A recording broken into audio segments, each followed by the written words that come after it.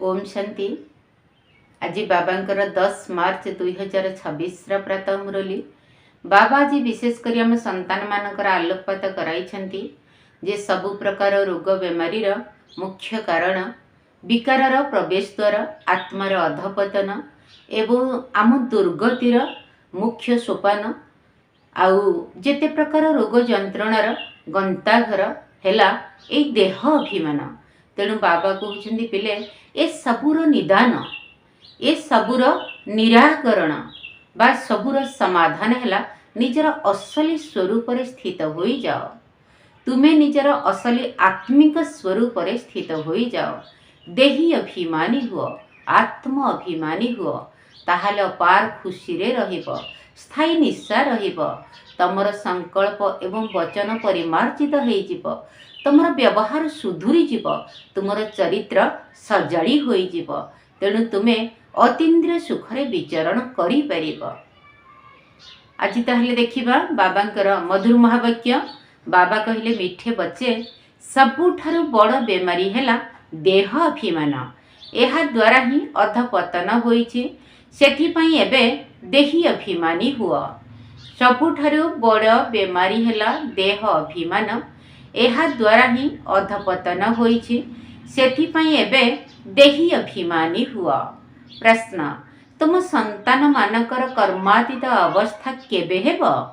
तुम संतान मानकर कर्मातीत अवस्था केबे हेब?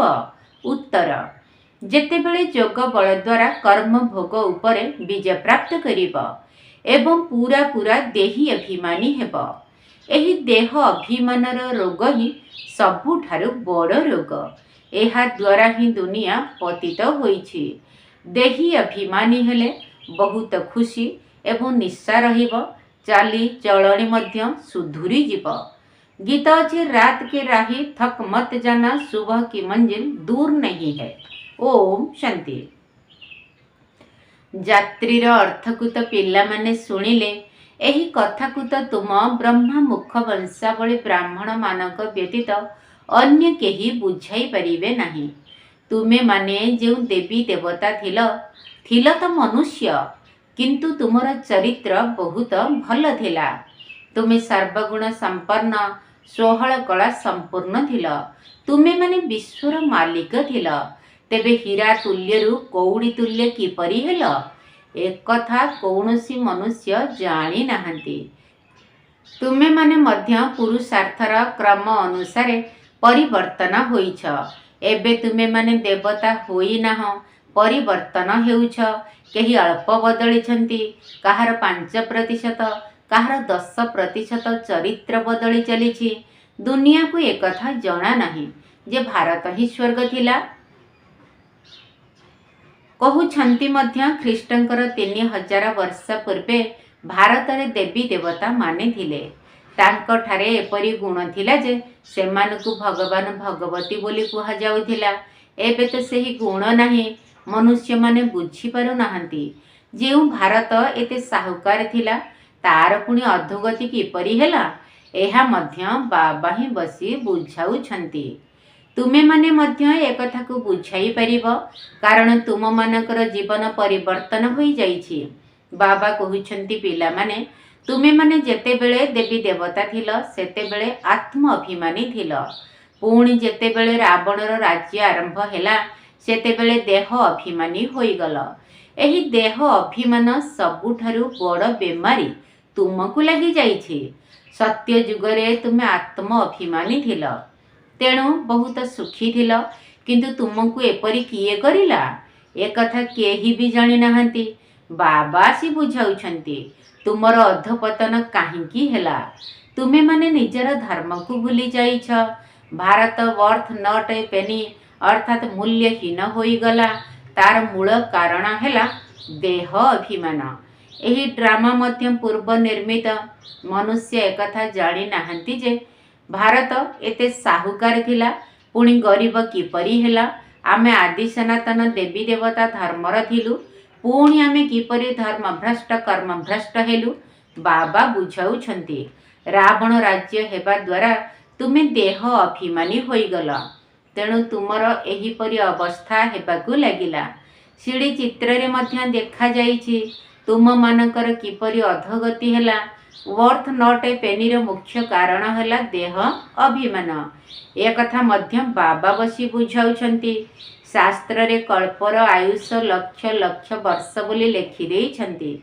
ଆଜିକାଲି ଖ୍ରୀଷ୍ଟିଆନ ମାନେ ବହୁତ ବୁଦ୍ଧିମାନ।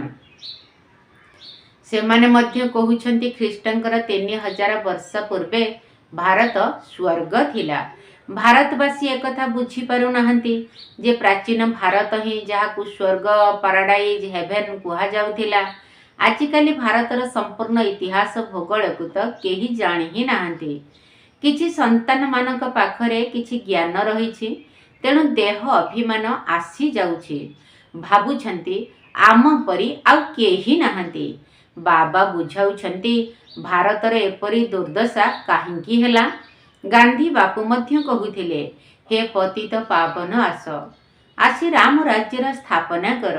ତେବେ ଆତ୍ମାକୁ ନିଶ୍ଚିତ ଭାବରେ କେବେ ନା କେବେ ବାବାଙ୍କ ଠାରୁ ସୁଖ ମିଳିଥିଲା। ସେଥିପାଇଁ ପତିତ ପାବନକୁ ସ୍ମରଣ କରୁଛନ୍ତି।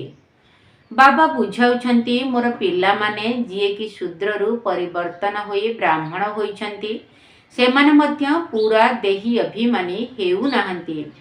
ଘଡ଼ି ଘଡ଼ି ଦେହ ଅଭିମାନରେ ଆସିଯାଉଛନ୍ତି। ଏହା ହେଉଛି ସବୁଠାରୁ ପୁରୁଣା ରୋଗ, ଯାହାଦ୍ୱାରା ଭାରତର ଏହି ଅବସ୍ଥା ହୋଇଛି। ତେବେ ଦେହୀ ଅଭିମାନୀ ହେବାରେ ବହୁତ ମେହନତ ରହିଛି। ତୁମେମାନେ ଯେତେ ଦେହୀ ଅଭିମାନୀ ହେବ, ସେତେ ବାବାଙ୍କୁ ସ୍ମରଣ କରିପାରିବ। ପୁଣି ଅସରନ୍ତି ଖୁସି ମଧ୍ୟ ରହିବା ଦରକାର। ଗାୟନ କରାଯାଏ ନା। ଚିନ୍ତା ଥିଲା ପାର ବ୍ରହ୍ମରେ ରହୁଥିବା ପରମେଶ୍ୱରଙ୍କର। ସେ ମିଳିଗଲେ ତାଙ୍କଠାରୁ 21 ଜନ୍ମର ବର୍ଷା ବା ସମ୍ପତ୍ତି ମିଳୁଛି। ବାକି କ'ଣ ଦରକାର? ତୁମେ କେବଳ ଦେହୀ ଅଭିମାନୀ ହୁଅ, ମୋତେ ମନେ ପକାଅ। ବୋଲେ ଗୃହସ୍ଥ ବ୍ୟବହାରରେ ରୁହ। ସାରା ଦୁନିଆର ମନୁଷ୍ୟମାନେ ଦେହ ଅଭିମାନରେ ଅଛନ୍ତି। ଯେଉଁ ଭାରତ ଏତେ ଶ୍ରେଷ୍ଠ ଥିଲା, ତାର ଏବେ ଅଧୋପତନ ହୋଇଯାଇଛି। ବାସ୍ତବରେ ଏହାର ଇତିହାସ ଭୂଗୋଳ କ'ଣ ତାହା କେହି ବି କହିପାରିବେ ନାହିଁ। ଏକଥା କୌଣସି ଶାସ୍ତ୍ରରେ ନାହିଁ। ଦେବତାମାନେ ଆତ୍ମ ଅଭିମାନୀ ଥିଲେ। ଜାଣିଥିଲେ ଯେ ଗୋଟିଏ ଦେହକୁ ଛାଡ଼ି ଆଉ ଗୋଟିଏ ନେବାକୁ ହେବ। ଦେବତାମାନେ ଆତ୍ମ ଅଭିମାନୀ ଥିଲେ। ଜାଣିଥିଲେ ଯେ ଗୋଟିଏ ଦେହକୁ ଛାଡ଼ି ଆଉ ଗୋଟିଏ ନେବାକୁ ହେବ। ସେମାନେ ପରମାତ୍ମ ଅଭିମାନୀ ନଥିଲେ। ତୁମେ ଯେତେ ଯେତେ ବାବାଙ୍କୁ ସ୍ମରଣ କରିବ, ସେତେ ସେତେ ଦେହୀ ଅଭିମାନୀ ହୋଇ ରହିବ ଏବଂ ସେତେ ବହୁତ ମିଠା ମଧ୍ୟ ହେବ। ଦେହ ଅଭିମାନରେ ଆସିବା ଦ୍ୱାରା ହିଁ ଲଢ଼େଇ ଝଗଡ଼ା ମାଙ୍କଡ଼ ପଣିଆ ଆସିଯାଉଛି।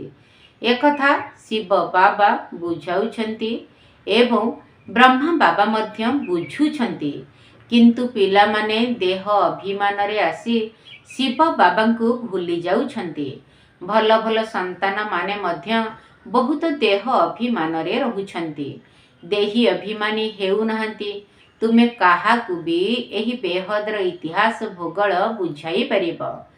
ବରାବର ସୂର୍ଯ୍ୟବଂଶୀ ଚନ୍ଦ୍ରବଂଶୀ ମାନଙ୍କର ରାଜଧାନୀ ଥିଲା। କିନ୍ତୁ ଏହି ଡ୍ରାମା ସମ୍ବନ୍ଧରେ କାହାକୁ ହେଲେ ଜଣା ନାହିଁ। ଭାରତ ଯାହାର ଏତେ ଅଧପତନ ହୋଇଯାଇଛି, ତାର ମୂଳଦୁଆ ହେଉଛି ଦେହ ଅଭିମାନ। ପିଲାମାନଙ୍କ ଭିତରେ ମଧ୍ୟ ଦେହ ଅଭିମାନ ଆସିଯାଉଛି। ଏକଥା ବୁଝୁନାହାନ୍ତି ଯେ ଆମକୁ କିଏ ନିର୍ଦ୍ଦେଶ ଦେଉଛନ୍ତି। ସର୍ବଦା ଭାବିବା ଉଚିତ। ଏହି ସବୁ କଥା ଆମକୁ ଶିବ ବାବା କହୁଛନ୍ତି। ଶିବ ବାବାଙ୍କୁ ସ୍ମରଣ ନ କରିବା ଦ୍ୱାରା ଦେହ ଅଭିମାନରେ ଆସିଯାଉଛନ୍ତି। ସାରା ଦୁନିଆ ଦେହ ଅଭିମାନୀ ହୋଇଯାଇଛି। ତେଣୁ ବାବା କହୁଛନ୍ତି, ନିଜକୁ ଆତ୍ମା ନିଶ୍ଚୟ କରି ମୋତେ ମନେ ପକାଅ। ଆତ୍ମା ଏହି ଦେହ ଦ୍ୱାରା ଶୁଣୁଛି, ଏଠାରେ ଅଭିନୟ କରୁଛି। ବାବା କେତେ ଭଲ ଭାବରେ ବୁଝାଉଛନ୍ତି।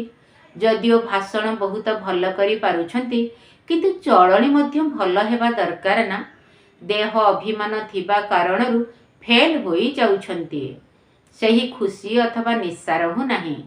ତାଙ୍କ ଦ୍ୱାରା ବଡ଼ ବିକର୍ମ ହେବା କାରଣରୁ ବହୁତ ବଡ଼ ଦଣ୍ଡର ଭାଗୀଦାର ମଧ୍ୟ ହୋଇଯାଆନ୍ତି। ଦେହ ଅଭିମାନୀ ହେବା ଦ୍ୱାରା ବହୁତ କ୍ଷତି ହୋଇଥାଏ। बहुत दंड भोगिबाकू पड़ी थाए। बाबा कहउछंती एहा गॉडली वर्ल्ड गवर्नमेंट अटे ना। भगवान का गवर्नमेंट राइट हैंड डाहाण हाथ हेउछंती धर्मराज। तुमे माने भल कर्म करुछ तेणु तार फल भल मिलुछि। यदि खराब कर्म करिब तेबे तार दंड भोग करिबाकू पड़िब। समस्ते गर्भ जेल रे मध्य दंड भोग करिथांती। ए संबंध रे एक कहानी मध्य रहिछि। एही सब कथा वर्तमान समयर कहानी अछि ना। कहती हे प्रभु मु आउ किछि भूल भटका करिबे नाही, मते जल्दी ए गर्भ जेल रु बाहर कर, मते बाहर दुनिया को नहीं चल। किंतु कौन हुए आसिला परे पुणी जोगाकू सैया एवं कौन कहती कुआ कुआ माने वहाँ वहाँ जहाँ सेठी आपण सहित प्रमिज करी ता सही ठारे ही रही गला। तेणु बाबा यही सब कथा वर्तमान समयर तेबे सबु महिमा एकमात्र बाबांकर, अन्य काहारी महिमा नहीं। सेथिपाई लेखा जाउछि त्रिमूर्ति शिव जयंती हेउछि हीरातुल्य जयंती, बाकी सबु कौड़ी तुल्य। कारण शिव बाबांक व्यतीत केही पावन करि परिबे नाही। आत्मा पावन हेउछि पुणी रावण पतित करि देउछि, जेउंथिपाई समस्ते देह अभिमानी होई जाइछन्ति। एबे तुमी देही अभिमानी हेउछ। एही देही अभिमानी अवस्था 21 जन्म पर्यंत रहुछि। तेणु जनकर ही समर्पणर गायन रहिछि। शिव बाबा भारत को स्वर्ग करुछन्ति एक कथा काहाकू जणा नाही जे शिव बाबा केबे आसिले। तांकर इतिहास त प्रथमे आवश्यक। परम पिता परमात्मा को ही शिव कुहा जाउछि।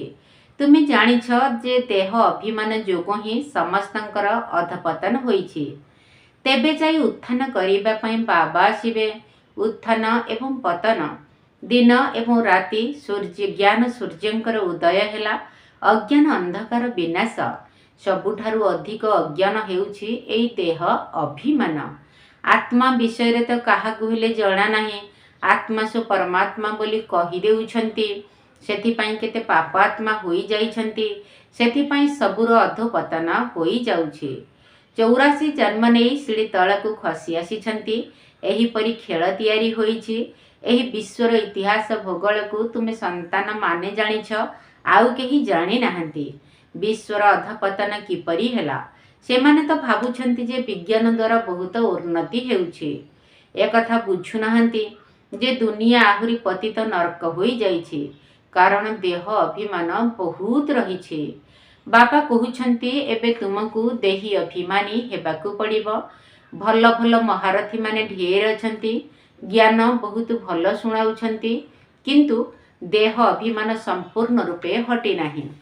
देह अभिमान थिबा कारणरू काहा पाखरे क्रोधर अंश, काहा भितरे मोहर अंश किछि न किछि रहिछि। तेबे समस्तंकर चरित्र सुधुरिबा दरकार ना। बहुत बहुत मिठा हेबा दरकार। सेथिपाई उदाहरण दिया जाउछि जे सेठारे छेली बाघ एकत्र पानी पी थांती। दुखदायी जीवजंतु सेठारे रहिबे नाही। एही सब कथा को मध्य मुश्किल रे केही केही क्रम अनुसार बुझुछन्ति। कर्म भोग समाप्त होई जाऊ, कर्मातीत अवस्था होई जाऊ, यह मुश्किल रे हेउछि। बहुत देह अभिमान रे आसी जाउछन्ति, जणा पड़ू नाही आमको यही मत किए देउछन्ति। श्रीमद श्रीकृष्ण द्वारा किपरि मिलिब। शिव बाबा कहउछन्ति मो एहांक बिना किपरि श्रीमत देवी साकार बाबांक बिना। ये मोर स्थायी रथ अटंती। तेणु देह अभिमान रे आसी ओलटा सीधा कर्म करी अଯଥାରେ निजर बर्बादी कर नाही, नचेत फलाफल कौन हेब। बहुत कम पद पाइब।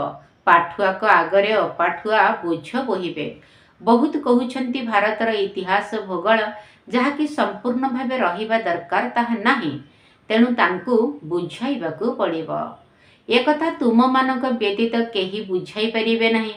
किंतु सेथिपाई देही अभिमानी स्थिति आवश्यक एवं सेही माने ही उच्च पद पाई परिबे। एबे तो कहार कर्मातीत अवस्था होई नाही। एहांक उपरे तो बहुत दायित्व रहिछि। साकार बाबांक उपरे केते चिंता रहुछि। जदिओ जानुछन्ति जे सब ड्रामा अनुसार हेउछि, तथापि भी बुझाइबा पई जुक्ति तो रचना करिबाकू पड़िब ना। ସେଥିପାଇଁ ବାବା କହୁଛନ୍ତି ତୁମେ ଅଧିକ ଦେହୀ ଅଭିମାନୀ ହୋଇପାରିବ। ତୁମ ଉପରେ କୌଣସି ବୋଝ ନାହିଁ। ଆମ ସନ୍ତାନମାନଙ୍କ କଥା। ଏହାଙ୍କ ଶରୀରରେ ଶିବ ବାବା ଅଛନ୍ତି।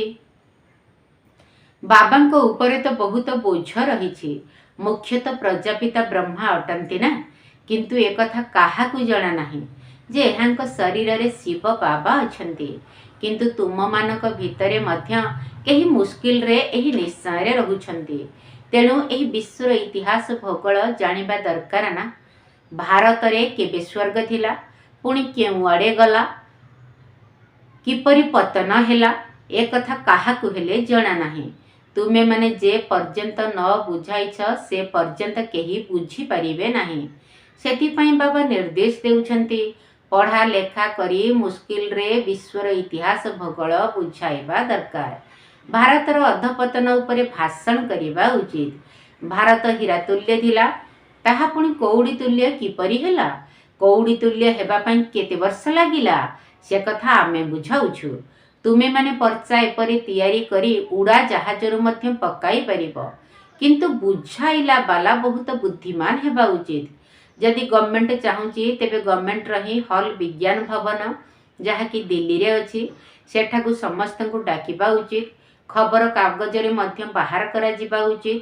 କାର୍ଡ଼ ମଧ୍ୟ ସମସ୍ତଙ୍କ ପାଖକୁ ପଠାଇ ଦେବା ଉଚିତ। ଆମେ ତୁମକୁ ସାରା ବିଶ୍ୱର ଇତିହାସ ଭୂଗୋଳ ଆରମ୍ଭରୁ ଶେଷ ପର୍ଯ୍ୟନ୍ତ ବୁଝାଉଛୁ। ତେବେ ସେମାନେ ସ୍ୱତଃ ଆସିବେ ଏବଂ ଯିବେ। ଏଥିରେ ପଇସାର ତ କିଛି କଥା ହିଁ ନାହିଁ। ମନେକର ଆମକୁ କେହି ମିଳିଗଲେ, ଉପହାର ଦେଲେ, ତେବେ ତାହା ତ ଆମେ ନେଇପାରିବା ନାହିଁ। ସେ ସବୁକୁ ସେବାରେ ଲଗାଇ ଦେବା ଉଚିତ, ବାକି ଆମେ ନେଇପାରିବୁ ନାହିଁ। ବାବା କହୁଛନ୍ତି ମୁଁ ତୁମଠାରୁ ନେଇ କ'ଣ କରିବି, ଯାହା ପୁଣି ଭରି ଭରି ଦେବାକୁ ପଡ଼ିବ। ମୁଁ ପକ୍କା ବ୍ୟାପାରୀ ଅଟେ ନା। ନିରାକାର ବାବା କହୁଛନ୍ତି। ଆଚ୍ଛା, ମିଠା ମିଠା ଶିଖିଲତେ ସନ୍ତାନମାନଙ୍କ ପ୍ରତି ମାତା ପିତା ବାପ ଦାଦାଙ୍କର ମଧୁର ସ୍ନେହ ସମ୍ପନ୍ନ ଶୁଭେଚ୍ଛା ଏବଂ ସୁପ୍ରଭାତ। ଆତ୍ମିକ ପିତାଙ୍କର ଆତ୍ମିକ ସନ୍ତାନମାନଙ୍କୁ ନମସ୍ତେ। ଆମ ଆତ୍ମିକ ସନ୍ତାନମାନଙ୍କର ଆତ୍ମିକ ବାପ ଦାଦାଙ୍କୁ ନମସ୍ତେ ନମସ୍ତେ ନମସ୍ତେ ଏବଂ ସୁପ୍ରଭାତ। ଧାରଣ ପାଇଁ ମୁଖ୍ୟ ସାର। ପ୍ରଥମ ପଏଣ୍ଟ, ଦେହ ଅଭିମାନର ବଶୀଭୂତ ହୋଇ କୌଣସି ପ୍ରକାରର ଓଲଟା ସିଧା କାର୍ଯ୍ୟ କରିବାର ନାହିଁ। ଦେହୀ ଅଭିମାନୀ ହେବା ପାଇଁ ପୁରା ପୁରୁଷାର୍ଥ କରିବାକୁ ହେବ। ନିଜର ଚାଲିଚଳଣକୁ ଧୀରେ ଧୀରେ ସୁଧାରିବାକୁ ହେବ। ଦେହ ଅଭିମାନର ବଶୀଭୂତ ହୋଇ କୌଣସି ପ୍ରକାରର ଓଲଟା ସିଧା କାର୍ଯ୍ୟ କରିବାର ନାହିଁ। ଦେହୀ ଅଭିମାନୀ ହେବା ପାଇଁ ପୁରା ପୁରୁଷାର୍ଥ କରିବାକୁ ହେବ। ନିଜର ଚାଲିଚଳଣୀକୁ ଧୀରେ ଧୀରେ ସୁଧାରିବାକୁ ହେବ। ଦ୍ୱିତୀୟ ପଏଣ୍ଟ, ବହୁତ ମିଠା ତଥା ଶୀତଳ ହେବାକୁ ପଡ଼ିବ। ନିଜ ଭିତରେ ଥିବା କ୍ରୋଧ ବା ମୋହର ଭୂତଗୁଡ଼ିକୁ ବାହାର କରିଦେବାକୁ ପଡ଼ିବ। ବହୁତ ମିଠା ତଥା ଶୀତଳ ହେବାକୁ ପଡ଼ିବ। ନିଜ ଭିତରେ ଥିବା କ୍ରୋଧ ବା ମୋହର ଭୂତଗୁଡ଼ିକୁ ବାହାର କରିଦେବାକୁ ପଡ଼ିବ। ବରଦାନ, ସମସ୍ତଙ୍କୁ ରିଗାର୍ଡ ଅର୍ଥାତ୍ ସମ୍ମାନ ଦେବାର ରେକର୍ଡକୁ ଠିକ୍ ରଖି ଖୁସିର ମହାଦାନ ଦେଉଥିବା ପୁଣ୍ୟ ଆତ୍ମା ଭବ। ସମସ୍ତଙ୍କୁ ରିଗାର୍ଡ ଅର୍ଥାତ୍ ସମ୍ମାନ ଦେବାର ରେକର୍ଡକୁ ଠିକ୍ ରଖି ଖୁସିର ମହାଦାନ ଦେଉଥିବା ପୁଣ୍ୟ ଆତ୍ମା ଭବ। ବର୍ତ୍ତମାନ ସମୟରେ ଚାରିଆଡ଼େ ସମସ୍ତଙ୍କୁ ରିଗାର୍ଡ ଦେବାର ରେକର୍ଡକୁ ଠିକ୍ ରଖିବାର ଆବଶ୍ୟକତା ରହିଛି। ପରେ ପୁଣି ଏହି ରେକର୍ଡ ଚାରିଆଡ଼େ ବାଜିବ। ରିଗାର୍ଡ ଦେବା ଏବଂ ରିଗାର୍ଡ ନେବା। ଛୋଟମାନଙ୍କୁ ମଧ୍ୟ ରିଗାର୍ଡ ଦିଅ। ଏହିଭଳି ରିଗାର୍ଡ ଦେବାର ରେକର୍ଡ ଏବେ ତୁମ ଭିତରୁ ବାହାରିବା ଦରକାର।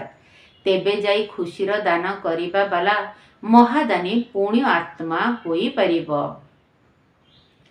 କାହାକୁ ବି ସମ୍ମାନ ଦେଇ ଖୁସି କରିଦେବା, ଏହା ବଡ଼ରୁ ବଡ଼ ପୁଣ୍ୟର କାମ ଅଟେ ଏବଂ ସେବା ମଧ୍ୟ ଅଟେ। ସ୍ଲୋଗାନ, ଯଦି ପ୍ରତ୍ୟେକ ମୁହୂର୍ତ୍ତକୁ ଅନ୍ତିମ ମୁହୂର୍ତ୍ତ ମନେକରି ଚାଲିବ, ତେବେ ସଦା ପ୍ରସ୍ତୁତ ରହିପାରିବ। ଯଦି ପ୍ରତ୍ୟେକ ମୁହୂର୍ତ୍ତକୁ ଅନ୍ତିମ ମୁହୂର୍ତ୍ତ ମନେକରି ଚାଲିବ, ତେବେ ସଦା ପ୍ରସ୍ତୁତ ରହିପାରିବ। ମାତେଶ୍ୱରୀଙ୍କର ଅମୂଲ୍ୟ ମହାବାକ୍ୟ। 1. ତମଗୁଣୀ ମାୟାର ବିସ୍ତାର। ସତ୍ୱଗୁଣୀ, ରଜଗୁଣୀ ଏବଂ ତମଗୁଣୀ, ଏହି ତିନୋଟି ଶବ୍ଦ ସମସ୍ତେ କହୁଛନ୍ତି, କିନ୍ତୁ ଏହାର ଯଥାର୍ଥ ଅର୍ଥକୁ ବୁଝିବା ବହୁତ ଜରୁରୀ। ମନୁଷ୍ୟମାନେ ଭାବୁଛନ୍ତି ଏହି ତିନୋଟି ଯାକ ଗୁଣ ଏକାଠି ଚାଲି ଆସୁଛି, किंतु विवेक कौन कहूछि कौन एही तीनोटी जाक गुण एकाठी आसुछि ना तीनोटी गुणर पाठ अलगा अलगा जुगरे रहुछि। विवेक तो एपरी कहूछि कि एही तीनोटी जाक गुण एका समय रे न थाए। सत्य जुगरे मनुष्य मानक भितरे सत्व गुण, द्वापर रे रज गुण एवं कली जुगरे तो तम गुण थाए। जेतेबेले सत्व गुण थाए सेतेबेले रजो तम गुण न थाए एवं जेतेबेले रज गुण थाए सेतेबेले सत्व गुण न थाए। मनुष्य माने तो एपरी भाबी नहीं छंती जे ही तीनोटी गुण एकाठी चाली आसुछि, किंतु एकता कहिबा संपूर्ण भूल। से माने भाबुछंती जेतेबेले मनुष्य सत्य कथा कहे कौनसी पाप कर्म करे नाही सेतेबेले सत्व गुणी होई थाए।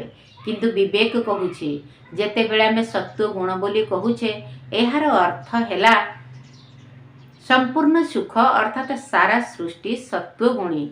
बाकी एभली कुहाजिब नाही जे जे सत्य कहूछि से सत्व गुणी एवं जे मिथ्या कहूछि से कलिजुगी तम गुणी। एही भली भाବରେ ହିଁ दुनिया चाली आसुछि। एबे जेहेतु आमे माने सत्य जुग बोली कहूछे तेबे एथिरु प्रमाणित हेउछि जे सेठारे सारा सृष्टि रे सत्व गुण सत्व प्रधानता दरकार।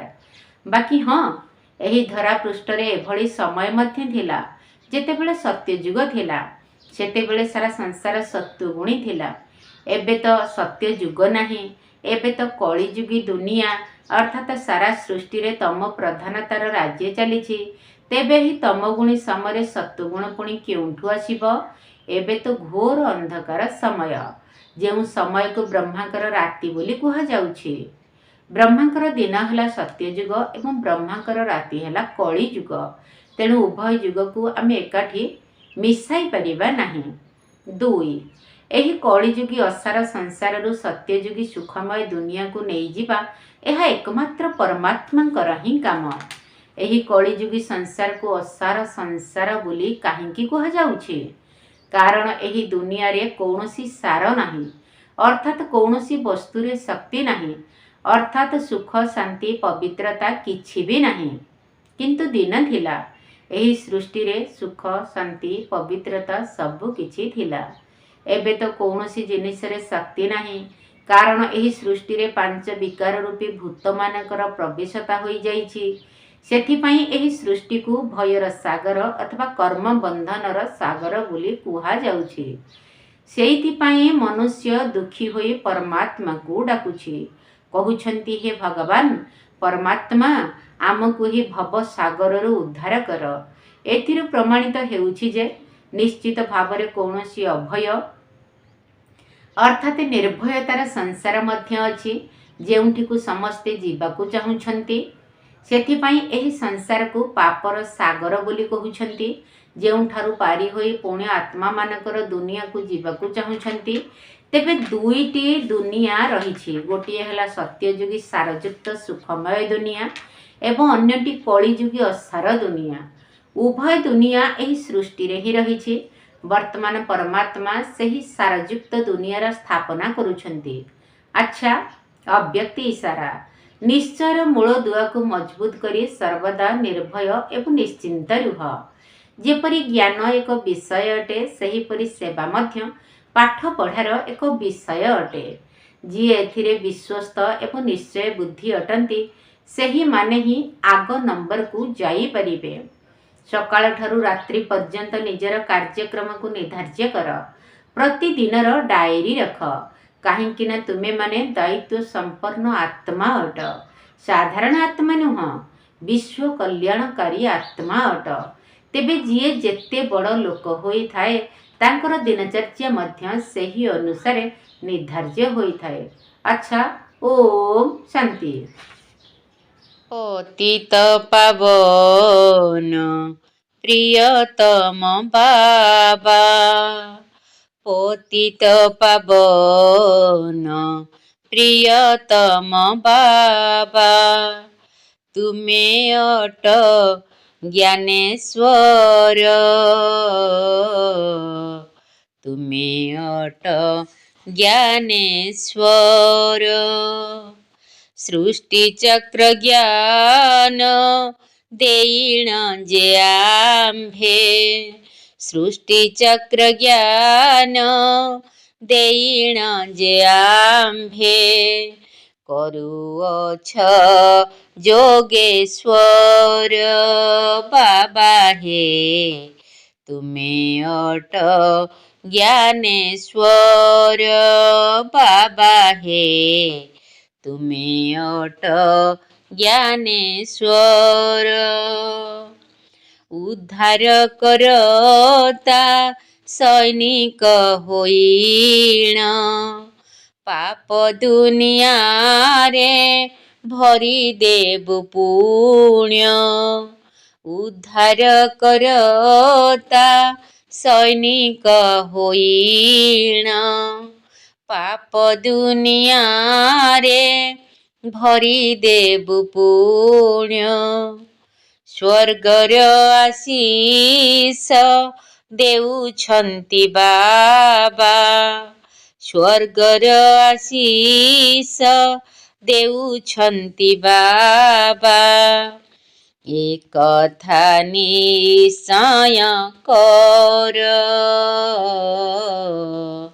ए कथा निश्चय कर बाबा हे तुमे अट ज्ञानेश्वर बाबा हे तुमे अट ज्ञानेश्वर सम्मान सहिते उत्तीर्ण हेबाकु पुरुषार्थ हेब पूरा लागिबाकु सम्मान सहिते उत्तीर्ण हेबाकु पुरुषार्थ भाई हेब लागिबाकु जोगयुक्त रही अधिकारी हेबा जोगयुक्त रही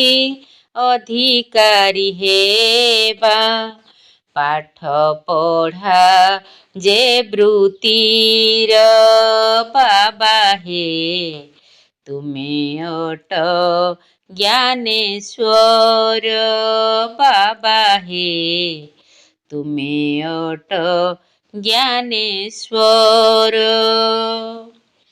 आलोकर घरे होई जीव स्थित पाप कर्म सबु करिबा समाप्त आलोकर घरे होइण जे स्थित पाप कर्म सबु करिबा समाप्त हर्षिते रहिबा साक्षी भावे देखी हर्षिते रहिबा साक्षी भावे देखी सबु दृश्य कुड्रामार सबु दृश्य कुड्रामार बाबा हे तुमे अट ज्ञानेश्वर बाबा हे तुमे अट ज्ञानेश्वर।